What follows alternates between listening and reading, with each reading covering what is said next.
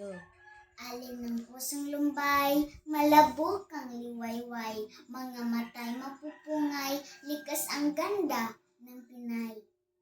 Ako ay isang bata, buhay ay di marangya, ngunit sa pamilya pinagpala, dama ang pagmamahal nila't pag-aruga. Tinuruan ako ng magagandang asal, nang sa kapwa may respeto at pagmamahal. Natutunan ko din ang pagdadasal, pagpurit pasalamat sa poong may kapal. Aking pagalang din sa lahat ng guro.